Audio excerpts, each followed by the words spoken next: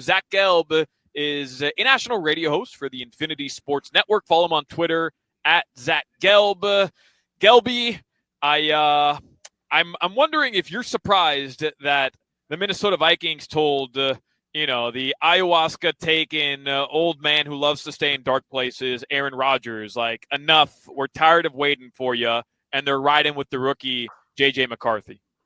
I think the characterization of that could be a little bit wrong, but I guess according to when I was listening, you've been getting a lot of things wrong today, especially with the Hard Rock Stadium and all that other stuff. No, I don't think that this is I don't think Aaron Rodgers was sitting there holding the Vikings in limbo. It was just where the Vikings actually interested. And the Vikings said, thanks, but no thanks. Like, we're out on ayahuasca, Aaron, and we're going to go with our young quarterback. So this, to me, is Aaron Rodgers' rejection, and this is Aaron being the desperate person that wanted to go to Minnesota, and the hot girl said no thank you to Aaron Rodgers. Is Aaron really going to change? Like, now it's the Steelers, Gelby. That's like we know what's going to happen. It's a 1-year rental, whatever, with Aaron Rodgers. Is Aaron going to change something? Because if you look at his numbers from last year, they're not bad. But we all watched the Jets. You're in New York. You watched the Jets. It wasn't impressive. Is Aaron Rodgers changing a franchise?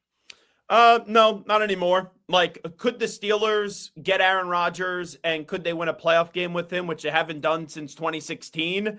Yeah, I guess so. If that's considered a big change, I guess we could classify it that way, but I don't think we would regard it that way, especially when we're talking about the Pittsburgh Steelers. So I don't think he's going to the Giants. The question just becomes, if he keeps on waiting and dragging his feet, do the Steelers kind of have the guts to just say, okay, we're going to roll it back with Russell Wilson. We're sick and tired of waiting for Aaron Rodgers. And quite frankly, I'd be good if he just retired. Like, I really, like, if it came out tomorrow that the Giants moved up to the number 1 overall pick to get Cam Ward, and the Steelers just said, bleep this, we're going to rock and roll with Russell Wilson, I'm good. But, like, I don't need to see any more Aaron Rodgers. He's not going to win another Super Bowl. We all know he's going to be a first ballot Hall of Fame quarterback, but he's someone that it's kind of crazy where you look back at his career and it's a top 10, top 15 quarterbacking career, but you look back at it and you go, got to 1 Super Bowl? And I like, forget only winning one, but only got to one, especially how early in his career he did that. He was never able to get back to another one. That's the crazy part to me. Yeah, and Gelb, that's interesting because I think at one point he wins that Super Bowl. We're talking about Aaron Rodgers, just like pure talent and expectations. We're talking about Aaron Rodgers like he's going to end up being in the Tom Brady Manning, Tom Brady class. And I mean, it's a thing that frustrates me the most. It's because people go, oh, well, he's the best quarterback I've ever seen. No, the best quarterback you've ever seen is Tom Brady. Sure, Aaron Rodgers may have the stronger arm. The accuracy may be better, but Brady was still able to kick your ass. And everyone says, oh, Brady doesn't have the strongest arm. He wasn't the most accurate quarterback, in the world, compared to some other guys. So Brady was working against all that and still kicked everybody's ass and still won 7 championships in 2 different spots too. So the Brady Rodgers stuff was the dumbest thing I've ever heard people say, that, oh, Rodgers, I'd rather have Rodgers over Brady. Nonsense. Who would you rather have going into 2025? Tua Tagovailoa or Aaron Rodgers? Oh, I thought you were going to say Tom Brady or Aaron Rodgers. I'd rather have Tua. Now, I'm not saying that means Tua is the better quarterback, but it's almost like for Tua, there's still an unknown of when he's healthy, how far can this go? Because the sample size in the postseason is still very small for him. For Aaron Rodgers, he's 42.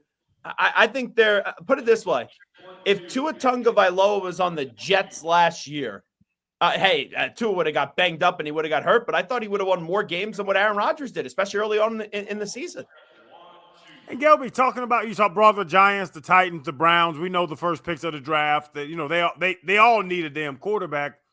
Is what you've done, the people you've talked to, and you do national TV, so national radio, you talk to everybody. Is the Shedeur Sanders hate warranted? And is he the better quarterback? Because, bro, I've watched all the Canes games last year. I go to every Canes game because I have a damn restaurant, shameless plug, in the Hard Rock Stadium for Canes games. and I went to Boulder and I watched Shedeur Sanders play.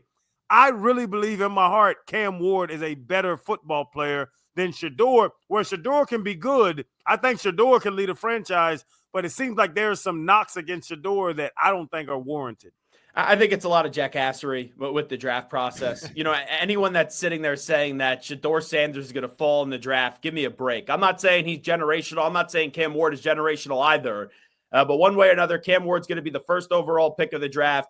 And Shedeur Sanders, if I'm Cleveland, I would take him at 2. If Cleveland continues to be Cleveland and they don't make the right decision, then the Giants are in play at 3. The farthest he's going to fall would be to 6, because I still think the Raiders would be in line to gobble him up if you have the Browns and also the Giants pass up at him just because they got Geno Smith.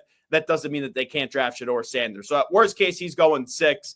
But I think some of the things that people were saying at the combine, that one dopey report that's like, a quarterback coach in the top 7 said he was brash and arrogant. Well, information for you. I want my quarterback to be brash and arrogant. If they're not an alpha, that's a damn problem. What do you want them to come in the room and be all respectful and shake everybody's hands and not have an opinion and have zero confidence? Stop that. That's something I don't want. So it was stupid what happened with Shedeur at the combine.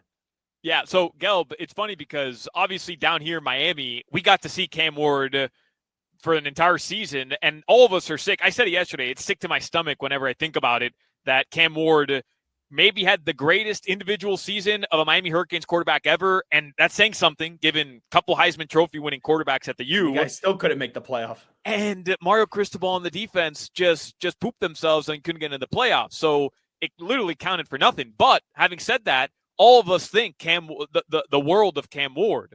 And I wonder if, from your perspective or from a national perspective, look, he's the surefire best quarterback in the draft. I think everybody agrees. But is he a franchise changer? You think the Titans are going Cam Ward for sure? Here's what I know about Cam Ward and Shedeur Sanders.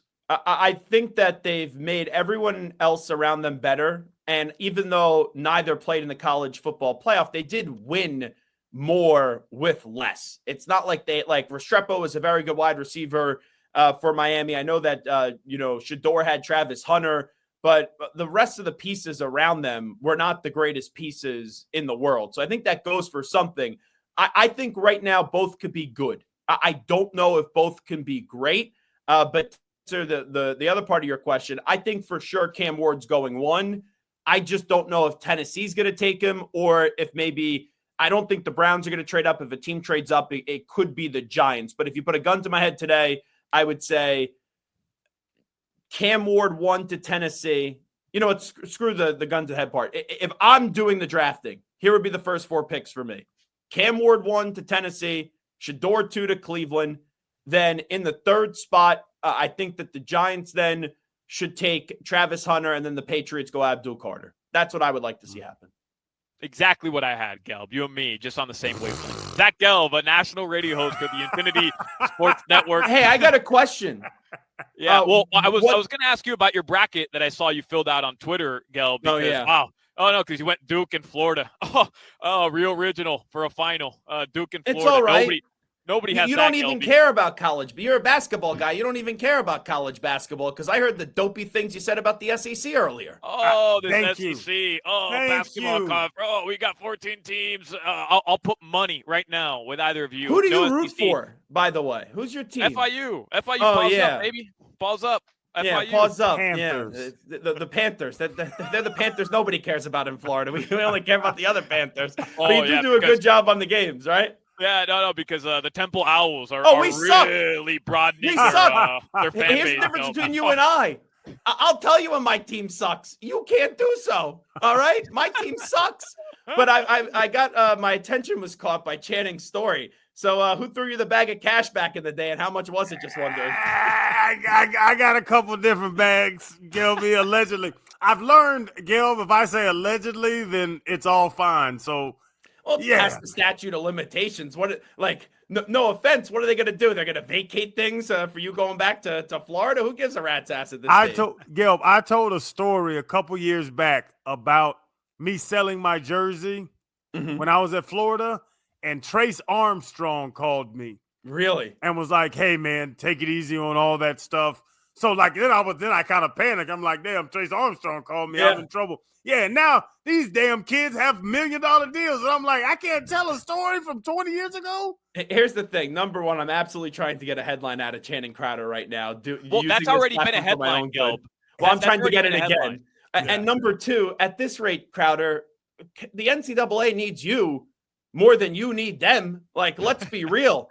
And with the pivot and all that stuff, they get more pop, through you guys than they probably do on their own with the buffoons that run the NCAA. Let me tell you, what's his name? Emmert. Oh, Mark. Yeah, his job is soon to end. That NCAA is going bad off, man. But the hate for the SEC in basketball, I don't get it. You heard Solana in the last segment. I do not get why people hate that once you can pay people, the SEC is going to take over, right? That's what we do. Yeah, and it also levels the playing field more. But yeah, you guys are throwing bags of cash as you know, anyway, back in the day. So now you guys can do it legally. Wonderful. Gelb, by the way, when Crowder says, I told a story a couple of years ago, that story was told when he first came on the air in 2010, when he was still an NFL player, which is why it was a national story, which is why it garnered headlines. Crowder, things are a little different now. And by the way, that was 15 years ago. I think. I don't think Charlie Baker's giving you a call now. All right, let's be real. I think you'd be good. I took some money. How much? Crowder, there's your headline. There's the headline. How many strip clubs can we go to with all that cash that you got? Singles? Yeah, we would have had us a good time back in 10. Yeah, we had us a good time. Joe Rose, I know you got to go, Gelby, but Joe Rose said the other day when he was recruited by, I think, Cal, he went to Cal, right? That they gave him a car and they slipped him 100. They left it in the cup holder They the dropped car. cash back in Joe's day even? Jeez, that's impressive. $100. They were bartering back then. They were trading off items. Cars, horse and buggy probably. Zach Gelb, the pride of Temple. Listen to him afternoons on the Infinity Pause Sports up, Network. Real great. What am I going to say next? Owls, hootie hoot? Come on. What are we doing here? Who, Gelby. Thank you very much, Ben. Appreciate you. You got it, guys. Be well. Hopefully we didn't Crowder in trouble. Yeah. It's over for me.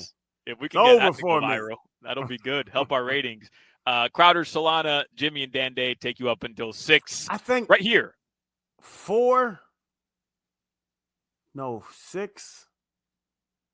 I got money from probably close to double-digit schools, 8 or 9 schools. Allegedly. That Dan, if you say allegedly, then nothing can happen bad. But yeah, man, people will shoot you $4 or $5 grand, no problem. That's nothing. Allegedly. Yeah, what a life you live, man. We are breaking news here on the Hockman and Crowder Show. Hock Crowder Show. We'll take a break. We're on the shore. HC We're at the coming up next on the shore. This is the Hock